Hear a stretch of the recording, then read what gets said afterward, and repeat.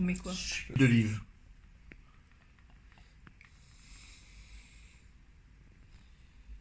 Oui.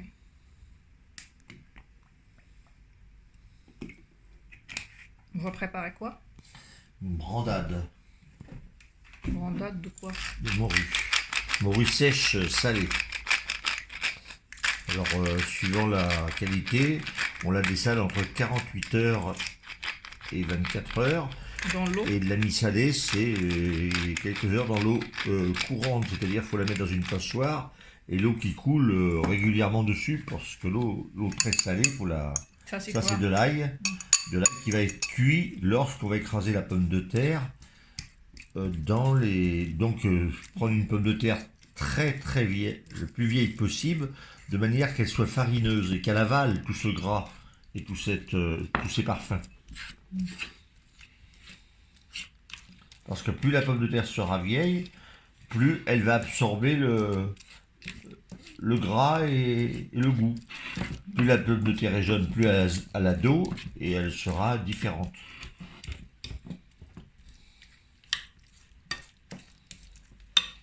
Il est séché où, le morue?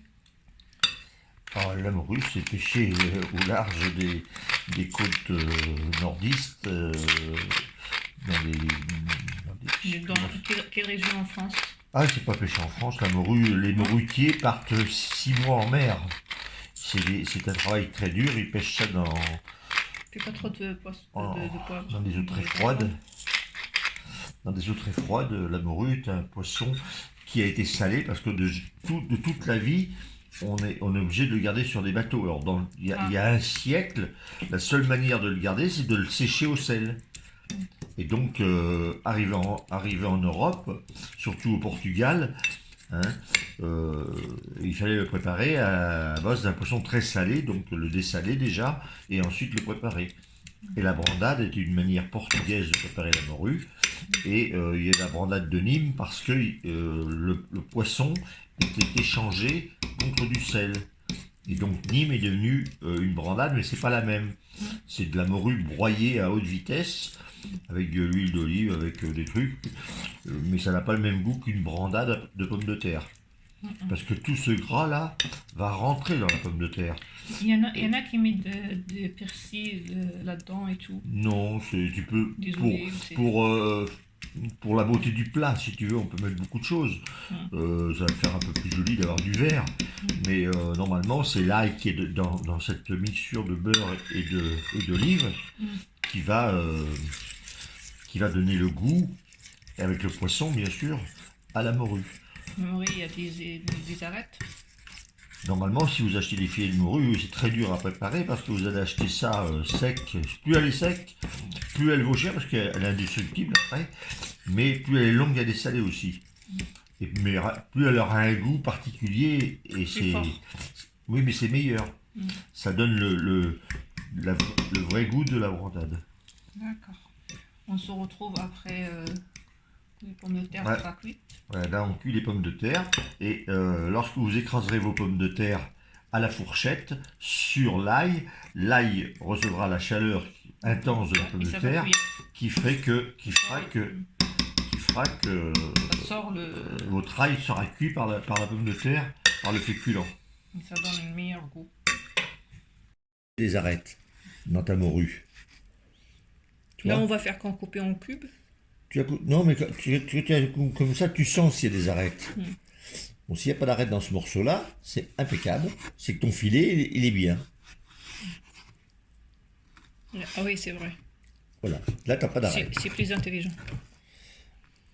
Alors, tu coupes en carré ou tu laisses dessaler comme ça. Tu reprends un autre. Et comme tu coupes ta morue, là, normalement, il y a l'arête centrale. On les a sentis. Voilà. Là, il y a des arêtes. On les sent. Il va falloir regarder bien pour les enlever. Ensuite, on va couper en fines tranches. Tu le sens. Normalement, il n'y en a pas là. Alors ça, tu vas les faire tomber une demi-heure dans l'eau... Enfin, une demi-heure.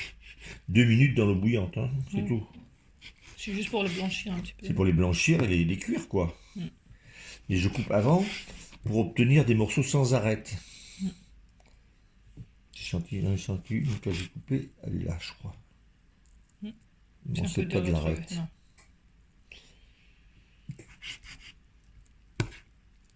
J'ai coupé le doigt. Oh.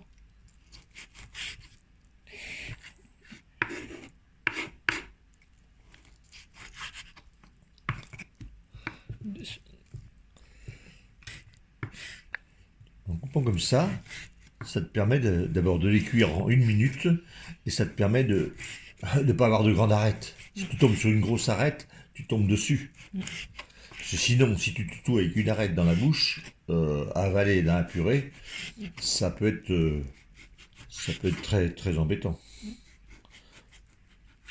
Parce que tu manges ta brandade de bon cœur et puis tu te retrouves avec une arête à travers la gorge.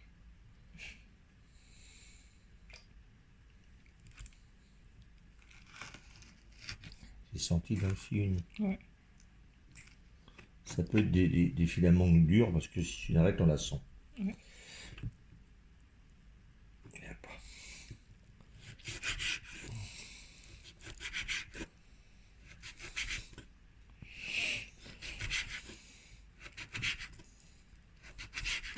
Ça te permet de la cuire en même peut-être 30 secondes seulement.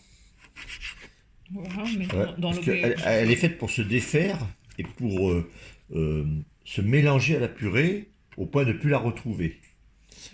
Qu'elle diffuse les goûts dans la purée seulement. Alors bien sûr, plus elle sera vieille et sèche, plus elle sera dure à trier, parce que quand on te la fait sécher, on retire pas l'arête, comme là c'est les filets qui ont été découpés sur des poissons frais, donc on l'a conservé dans le sel, mais ce n'est pas de la... et qui a été ramené pendant 1 mois ou 2 ou 3 ou 4 à bord d'un bateau. Donc on n'avait pas besoin de conservation salée. On ne sale plus la morue, maintenant on l'arrange, on la met dans les frigos, on la congèle, enfin dans des congélateurs, sur les bateaux. Avant, il n'y avait pas. Avant, il n'y avait pas. Donc on achetait du gros sel dans les marais salants, comme les marais salants de la côte de Nîmes. Hein, et le sel de la baleine s'appelle maintenant, la marque. Et donc on achetait ces morues salées là, que l'on... faut que tu rinces encore une fois ton eau. Ça a été coupé en dés, rincé, et la morue ancienne est mise environ 1 minute jusqu'à retrouver l'ébullition et arrêter immédiatement. Sûr que tu n'as pas d'arête. Tu comprends? Et ça va être jeté dans la purée au dernier moment.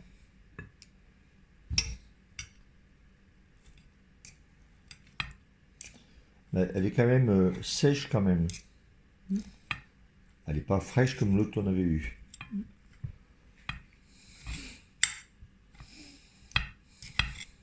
On continue comme ça? Oui, tu continues comme ça, toute ta morue, de manière à pas laisser passer une seule arête. Parce qu'une arête, c'est une catastrophe.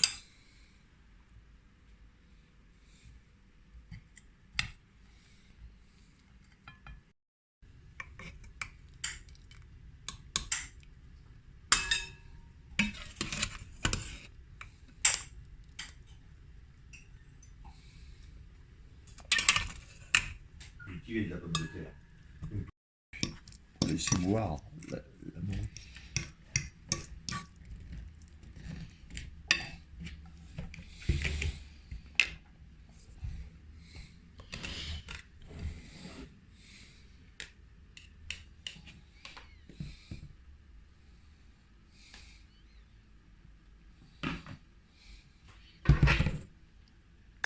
Il faut l'écraser au maximum pour qu'elle se mélange le plus avec la purée.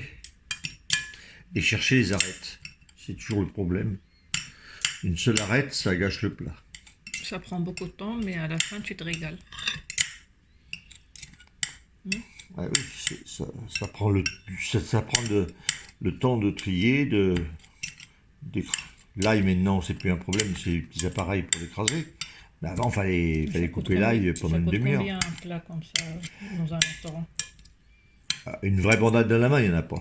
Il y a de la brandade nîmoise, il y a de la brandade achetée en petits trucs qui te font réchauffer, mais la brandade fait main, à part des restaurants portugais qui te la font peut-être encore, mais ça n'existe plus. Ça vaut trop cher. C'est un plat très, très dur à faire, donc il demande de la main-d'œuvre.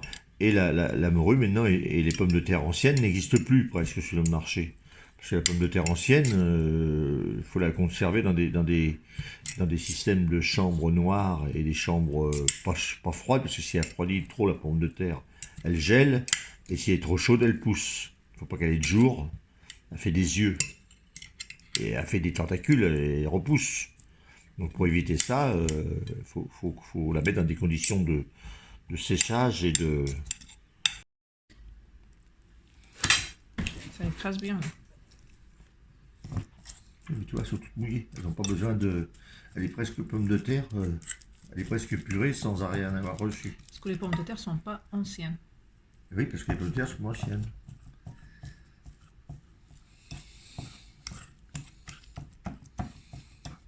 Ce qu'il faut, c'est l'écraser à la fourchette et bien savoir qu'on est passé partout. On continue comme ça et on revient. Là, ce plat, maintenant que tout est incorporé, on va le mettre au four de manière qu'il trouve ses parfums, qu'il mélange, que la pomme de terre ressèche, elle est assez mouillée. La pomme de terre, on a remis un morceau de beurre. C'est que du gras, que du poisson, huile d'olive et beurre. Pourquoi le beurre? Parce qu'elle va dorer au four maintenant. C'est un plat unique, ça... C'est un plat très riche, très sain et de qualité excellente. Salade. Ah, ça se mange avec une salade. Une salade, ce que tu veux, de crudité qui... Ne pas hésiter à bien la mélanger pour ne pas se retrouver avec que du poisson et que de la pomme de terre. Ça se congèle? Ah oui, ça se congèle très très bien. Et tu as juste à remettre au four pour le dorer.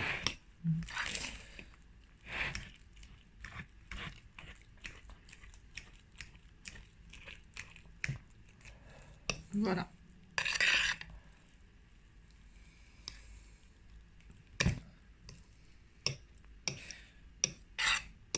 Comme ça, l'ail va recuire au four, tout va recuire et tout va parfumer. Pour les ingrédients, il faut de la bonne huile d'olive, un bon morceau de beurre, au moins une dizaine de gousses d'ail plus fraîches possible pour qu'elle diffuse ses goûts.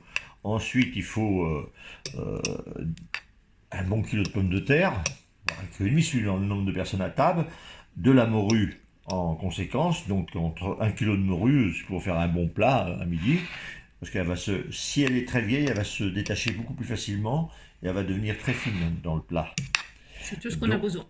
Donc après, il ne faut surtout pas saler ni les pommes de terre ni rien. Ça c'est la condition numéro 1. Numéro 1, parce que la morue étant très salée, c'est lutter contre le sel à tout prix. Okay. Voilà. Bon, ben voilà, on se retrouve après cuisson. Oui, pour dorer bien le plat, mettez des petits morceaux de beurre que vous allez étaler à la fourchette lorsqu'ils seront légèrement fondus, de manière à avoir un plat doré.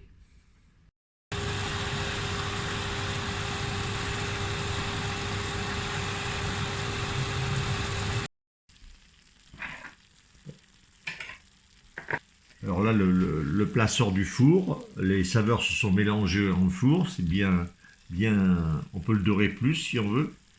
Voilà, la consistance, c'est très...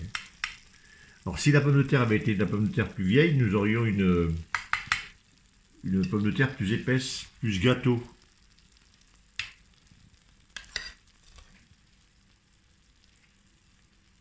Voilà, l'ail a cuit, tout a cuit.